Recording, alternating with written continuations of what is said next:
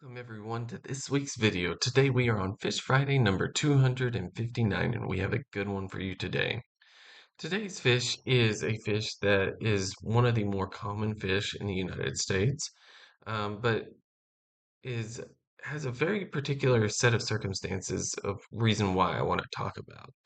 Today's fish that we're going to be talking about is bam, the oops, oh, bam, the red shiner.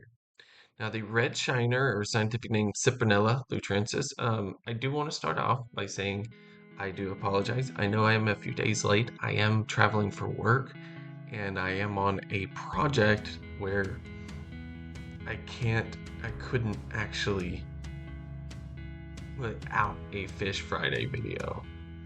Um, just, I couldn't physically do it until today. It was there were NDAs. There was a lot of paperwork basically telling me, no, can't do it. So here I am. But going back to the fish, red shiner, scientific name Cyprinella lutrensis. It is part of the family Leucicidae, which is how I'm going to liken to is the New World minnow family. Um, we've talked about this when I was in college and learning all my fish. This would have been a cyprinid, which is the family of minnows, but um, they have since really accepted that it's going to be its own family, and at this point, it's pretty much accepted. Now, the red shiner is native to the Mississippi River Basin. Um, Basically, all of your central and western states, but it has been spread to almost every other western state. In most of the eastern states, um, well, not most, but essentially almost every state west of the Appalachian Mountains has red shiners. Um, so it is fairly widespread, and usually where this fish is found, it is one of the most common fish in the water system.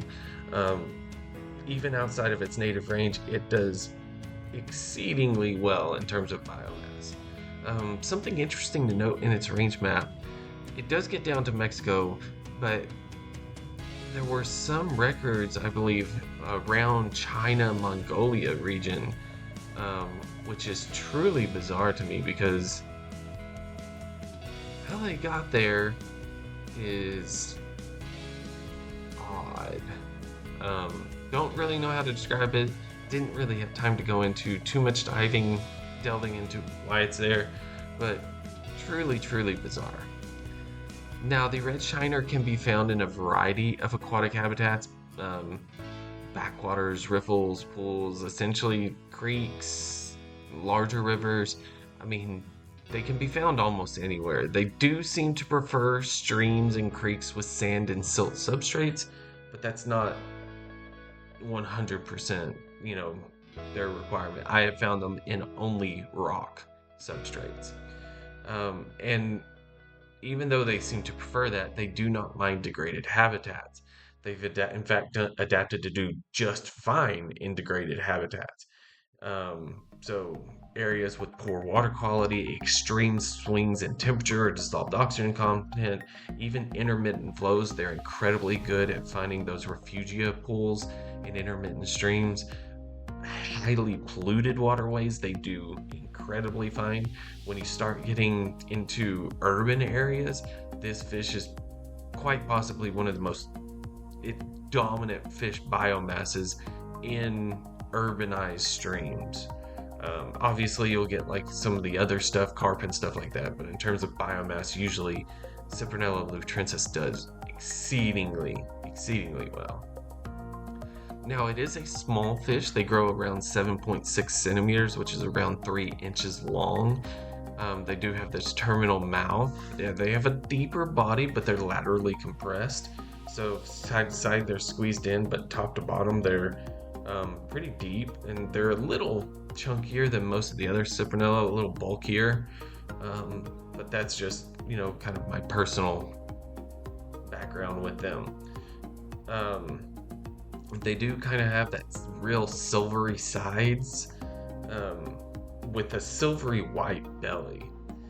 Um, and as the name could imply, their fins kind of get this reddish orange color. They seem to be pretty, um, always have at least some coloration on the fins.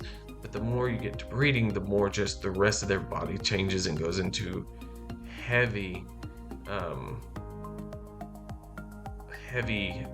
coloration changes. So you can see here, like this is a red shiner found from, a aquarium place. And this is in full-on breeding male there. Something interesting to note is that the dorsal fin does not really change color all that much, but the fins will get brighter, the body will get a lot oranger, and the head will get a lot redder, and obviously developing the nuptial tubercles. Um, it's kind of difficult to see, but if you look on the anal and pelvic fins, you'll actually see those white tips. That's actually something I was not really that aware of until I was doing research on this. But truly, most of the time you're going to see it like this. So how do you know it's a Cyprinella lutrensis? Well, Cyprinellas have these very diamond-shaped scales. And it's something that I hope you can see it in this picture, but more often than not, people do not seem to understand it. So it's something I really encourage you to go do, is go look at some pictures of the genus Cyprinella and other minnow species, and you'll notice when you start looking closely that the scales are diamond shaped in there. And they're not actually diamond shaped, it's just how they appear on the body. But something else that I use, and a lot of people use, but it's not a good diagnostic characteristic all the time, is actually that shoulder patch. If you look behind the gill plate, you're going to see like a dark triangular patch. And it's a little more prevalent in the breeding. You can tell it right here. But in this one, it's right in here. That's a very commonly used characteristic for the genus Cyprinella. A lot of those fish have that. So, yeah, that's kind of what it is. Now, the red shiner is a common bait in aquarium fish. And what I mean by aquarium fish, as you saw, is an aquarium. But what I mean by bait fish is it's probably one of the most commonly bought live bait fish. So, many people like using live minnows, putting them on the hook to go fishing. This is probably the most common one. We recently talked about the golden shiner, which is probably the most common stocked food fish. This would be where it's the most common bait fish. And that's actually why it's spread. It's definitely been spread through the aquarium trade, people dumping their aquariums, but I'm betting it's mainly due to people dumping their bait buckets. It's a bad habit of people, once they get their bait buckets, once they're done fishing for the day, if they have any live minnows left, they'll just dump their bait buckets out into the water. And that's why because bait fish are not always caught in the same body of water, you can have some problems of invasive species. And this is definitely a concern because Cyprinella lutrensis, the red shiner, is essentially it's almost a perfect invasive fish. We've talked about how it can handle degraded habitat quality. It can make habitat quality. You combine that with the fact that even though this is a smaller fish, it's actually extremely aggressive and territorial. And they reproduce extremely rapidly as well. So when you combine the aggressive behavior, rapid reproduction, and the tolerance of poor water conditions, it's pretty good. And that's not even talking about what else it does. It will outcompete native fish for both food and habitat. And in fact, it often preys on native fish eggs. So they'll just completely demolish a nest of native fish eggs, and Then you combine almost, as if it needed another reason, this fish is actually very disease prone and introduces diseases into ecosystems that aren't necessarily there. It's one of the largest spreaders, I believe, of the Asian fish tapeworm, um, which is not a good tapeworm to have in your system. It's so bad that some scientists, and I want to make it very clear, I agree. The red shiner is the second most significant threat to the indigenous southwestern fish of the United States. The first, obviously, being mosquito fish, but the red shiner is a close second. When you combine the fact that it does exceedingly well in those um, very unstable environments, and it will go through and eat the native fish's eggs, then you combine that. Now, this fish is primarily an insectivore. It's going to eat primarily terrestrial and aquatic insects, so insects that fall down and insects that are just in the water. But they also eat algae, and algae is such a key component to all of those southwestern United States streams that the red shiner, when introduced, completely disrupt food webs, and that degrades water quality, contributing to harmful algal blooms, which this red shiner will survive and native other fish won't, and it's almost a self-perpetuating invasiveness. It is a native fish, but the potential of invasiveness is so high. And there's a good picture right here. I know you can't really see this map probably, but essentially this is like a so blues, it's like, this is a scale on a scale of 1 to 10. What is the likelihood, or like, how do I put this?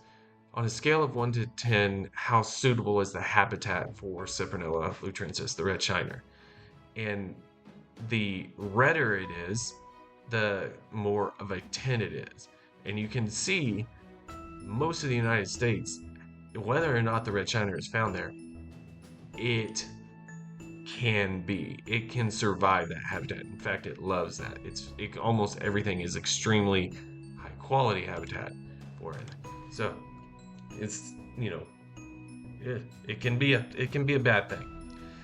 But for the interesting fact we're going to end the video on is, even though I've always considered red shiner a little bit of a bulkier shiner, and they'll get reduced in flood events, there were laboratory tests done that I didn't know this until just now, but there were laboratory tests done and showed that red shiners have either equal or better swimming ability than most of the other native fish species.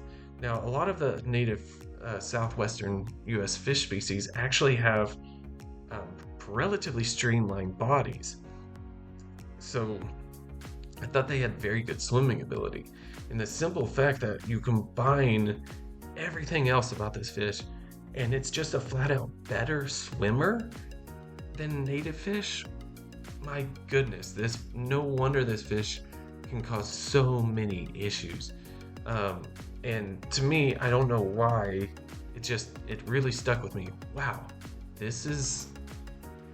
how is this fish, like, what is stopping this fish from just taking over the world? And unfortunately, there's not much.